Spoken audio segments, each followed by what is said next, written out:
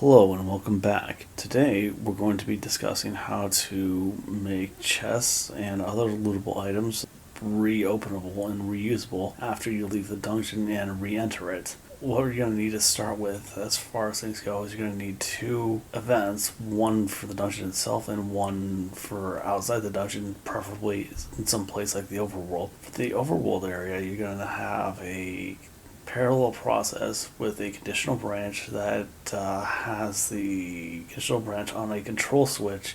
In this case, it's called chest reset. If chest reset is on, you tell it to shut chest reset off and then to wait. And then when you're in the dungeon itself, if chest reset is off, you tell it to wait one frame, and you will need that just for the purposes of this, and then telling it to, after that frame is waited for, to turn chest reset on for the control switch, and then just to wait. And the easiest way to make a chest like this is to go through the quick event creation prompts and select treasure. Go through it as necessary, make the chest aesthetically as you need, and whatever items you want to put into the chest itself. And then when you're done, just go through that and have it done as usual. But what you're going to do afterwards is you're going to go on to the second tab of that event page, and you're going to switch that to a parallel process. And when you switch it to a parallel process, you're going to put some new contents in there. If chest reset is on, you're going to just tell it to wait 60 frames, and then if chest reset is off, you tell it control cell switch A is off, then it will switch off.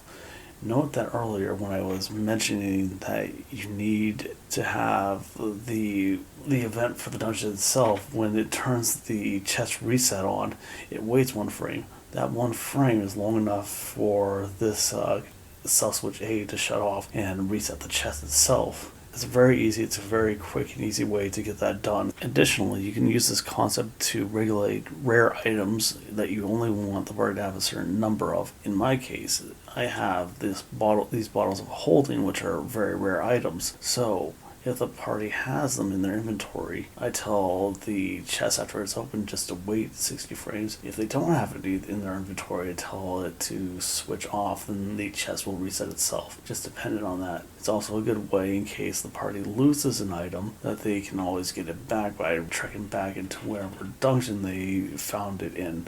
So you can never really lose the Sword of 1,000 Truths, for instance. If your dungeon has multiple floors and you want the chest to reset each time you go through between the floors, you can always just put a control switch which says chest reset off as they are transferred between parts of the dungeon.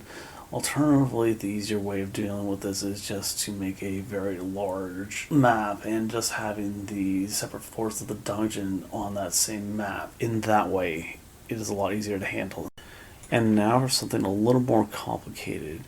I have the harvesting system here, which in this case is for the wheat. So you will need a hand scythe in order to see the wheat in the dungeon itself or the location itself that you are in. Then you'll be asked whether or not you want to harvest it, and if you say yes, you will be able to harvest it. And there's a dice chance that I throw into here where it's actually based off the fishing system a little bit, but there's a slight difference in the fact that this is a single-use node versus the variable node that the fishing system is. We'll be going over that in a later tutorial, but what this effectively does is it rolls out a probability, and it'll hit control cell switch A on, and depending on, it'll use the combination of the cell switch A plus how well you rolled. The higher the roll, the more wheat you're able to acquire before this harvesting node is expended. Then, just like the other node for